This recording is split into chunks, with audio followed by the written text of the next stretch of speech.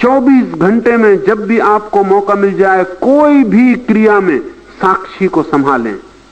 साक्षी के संभालते दो परिणाम होंगे, क्रिया धीमी हो जाएगी, कर्ता क्षीण हो जाएगा, और विचार और बुद्धि कम होने लगेगी, विचार शांत होने लगेंगे, बुद्धि का ऊहापोह बंद हो जाएगा। कोई छोटा सा प्रयोग, कुछ नहीं कर रहे हैं, सांस को ही देखें। सांस भीतर गई बाहर गई, सांस भीतर गई बाहर गई, आप उसको ही देखें। लोग मुझसे पूछते हैं कोई मंत्र दे दें, मैं उनको कहता हूं मंत्र वगैरह ना लें, एक मंत्र परमात्मा ने दिया है, वो श्वास है, उसको देखें। श्वास पहला मंत्र है।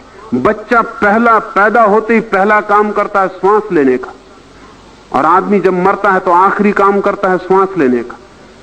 श्वास से घिरा है जीवन। जन्म के बाद पहला काम श्वास, वो पहला कृत्य है। आप श्वास लेके ही करता हुए हैं, इसलिए अगर आप श्वास को देख सकें तो आप पहले कृत्य के पहले पहुंच जाएंगे। आपको उस जीवन का पता चलेगा जो श्वास लेने के भी पहले था, जो जन्म के पहले था।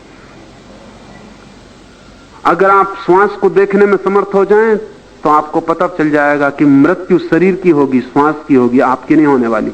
आप श्वास से अलग है। बुद्ध ने बहुत जोर दिया आनापान सती योग, श्वास के आने जाने को देखने का योग।